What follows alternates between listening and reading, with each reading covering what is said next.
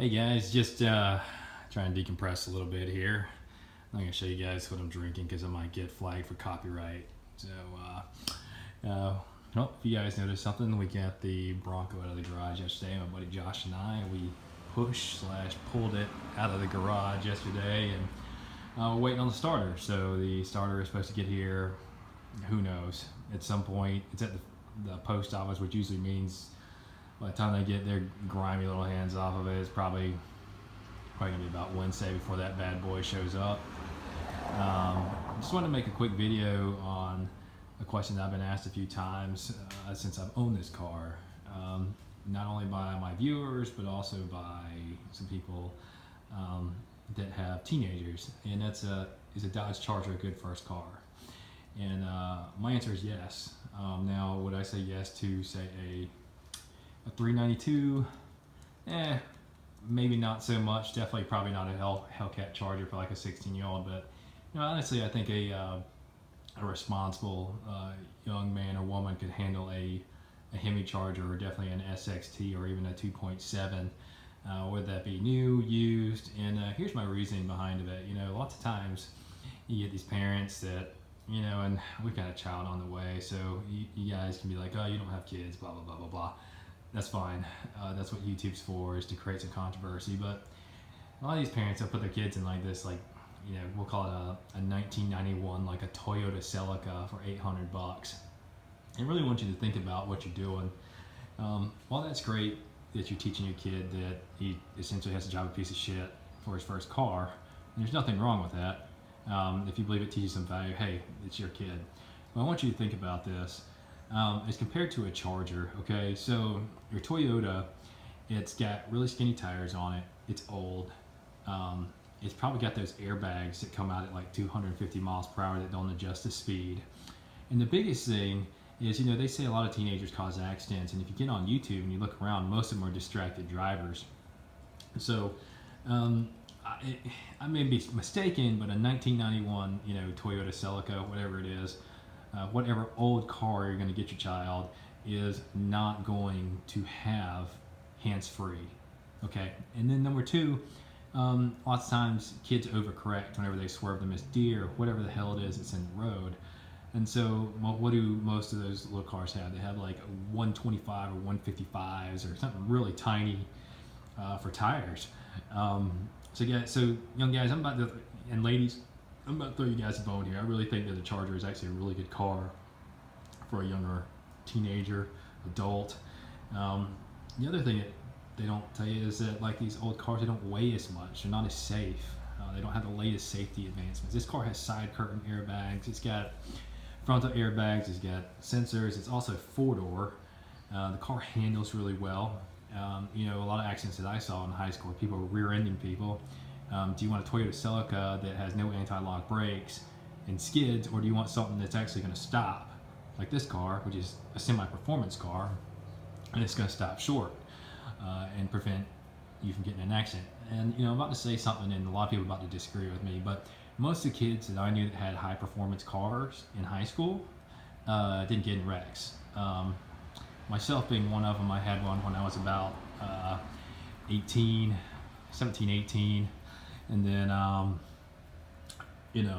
had a bunch of other friends that had them too, and those people were the ones that never got in wrecks. And then number two, or another point that I'd like to prove to you guys is, you just get a nice car, depending on the personality, of course.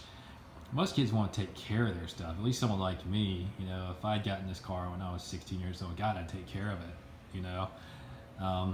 This car also has hand-free talking, hand-free text. It's got,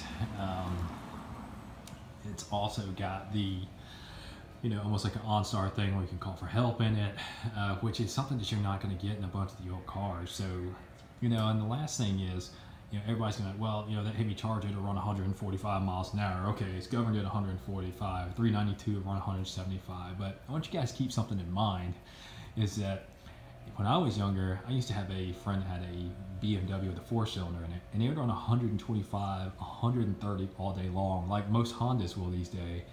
And most Hondas will run at least 120, 130 now. And you are just as likely to get killed at 120 and 130 as you are at like 185 or 175.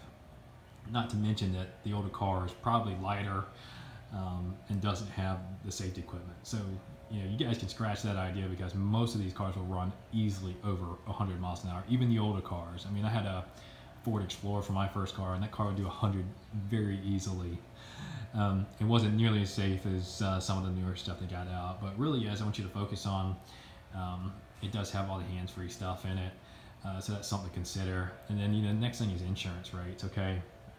So more than likely, your insurance rates are going to be high no matter what you get. Whether you put them in this, whether you put them in a 20-year-old, you know, Toyota Camry, your insurance rates are going to be high no matter what. So that's just part of it. So, I mean, put your kid to work. Make them go work to pay the insurance if you get them a nice car. The other thing is, too, is reliability. I shouldn't say reliability. Most of these cars are going to have a warranty on them, whether you get it from Dodge or you go buy one. So what do kids do? They beat the ever-living shit out of cars.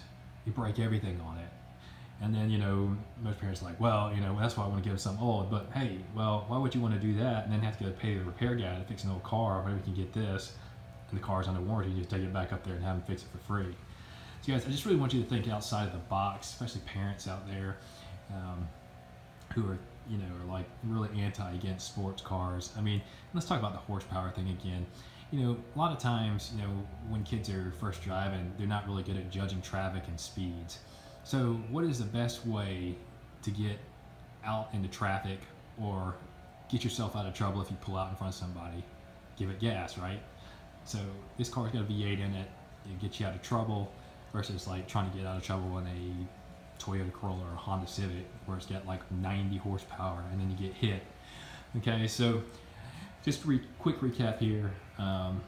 You've got a ton of safety features built in this, a lot of horsepower to get out of trouble. The car handles, it stops, it's 4 doors, it's 4,500 pounds, it's big, it's safe, it gets a decent gas mileage. Now, I'm not even saying that you got to get a brand new, and you can get one of these for like $7,500 if you get like an 06 or an 07.